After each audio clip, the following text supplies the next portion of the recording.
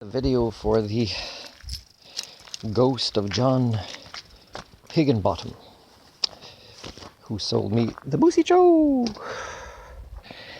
And I don't believe in ghosts or anything, but I believe that what made him have a good life is a lot of his successes were born of his good attitude. So I want to have the same good attitude about the Moosey Joe, so I'm going to film a video that shows the Moosey Joe climbing the very steep hill here. Something I didn't think it would succeed in doing when I first got it and over the years. But I've done a lot of work on it myself and some by others. Not everybody was competent, but everybody wanted some sort of exchange for it that wasn't even the best for them when it comes to how they wanted to be compensated for their work. So the awesome attitude of John, I believe he had muscular dystrophy, and is that he lived a long time, very active, and that was his attitude. Very active in things like democracy and accessibility for people with disabilities. I think he probably watched and enjoyed some of my lessons in democracy videos on my YouTube. And I didn't even know that he worked as a teacher in Smithers, but I read his eulogy and it mentioned things like that. And he was a lawyer as well. It's kind of when his career, when he was a lawyer, his career was going great because he wasn't feeling great, and that's when he was diagnosed. But to have lived that long and been that active, and to have also been creative himself with finding ways to be independent in the way he lived, even though he had supports as an increasingly more handicapped person with an awesome mind, an awesome attitude, that's something for him to be admired too, right? Resisting hardships like he did, which can also be a motivator for me, although what I suffer from is species alienation, because the majority suffers from HSD, which I refuse to indulge as well as an illness. So it makes me an outcast, and it makes other people think there's something wrong with me because I've lived more and more outside the norm, including lived in this, where a lot of people said, "Oh, you paid that much for it?" I said, "That's the price he said," and I agreed right away because he agreed to a payment plan. But the thing is, though, is didn't really make a difference if I paid more or less for something different. What makes a difference when you buy an old vehicle that hasn't been used for a while is you learn about it and you fix it and you see what comes, because there's a lot of people, they might say, "Oh yeah, this one is twice the price, but it's bigger, or it has these new parts," but then with a whole bunch of others waiting to fail. So, and John, I thank you for when I first tried it, you said go camp with it, and then it leaked brake fluid at a time where I was lucky I was not going down a hill in Courtney.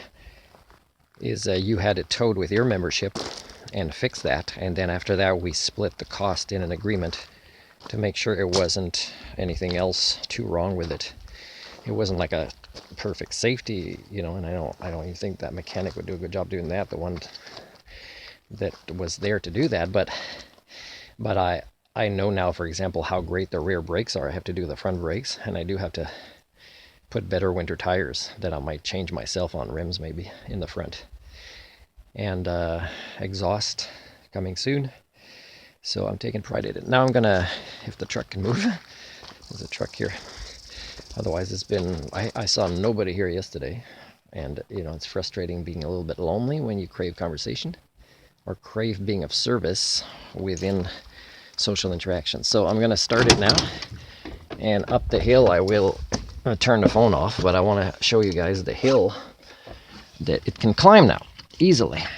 I'll put it in first gear, although the transmission would naturally do that. Okay, I'm going to press pause.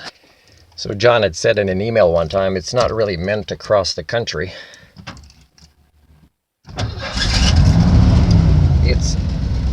But he said it should be able to go up hills. He said because it's a V8, or is it a V or just an 8? And he said also the gears were changed to make it, because it's so much heavier, to make it that it could climb. So, but maybe he didn't realize how much it had lost power with, crappy fuel and old fuel and a lot of dirty things, because it was kind of growing moss, grass on the windshield. outside there when I first got it, and other things. I really had to do a lot of mold cleaning on the outside. Still have to do more inside cleaning. I don't have time, and when, not always, like the only time I'd have time is I'd have a steady place to live outside of it so I can clear my stuff. When you live in it, it's not a lot of room. And so I got my safety belt on now so I don't get too much trouble for holding a phone. And a vehicle is left that was there. And it still kind of stutters a little bit at the beginning of pressing the fuel or idle speed. So when it gets the new exhaust manifold on the right side, which is the one that has something to do with the oxygen sensor, hopefully it might solve that, because I think probably the computer has reset to a lot of things that has been changed and that is improved. And it helps it kind of do better. So John was saying it's not really meant for cold weather. And I found, though, when I had it, that it did well with cold weather compared to warm weather, and that could have been some of the mechanical issues with it. I'm not going to give a lot of fuel, like you don't really need to, you just stay steady.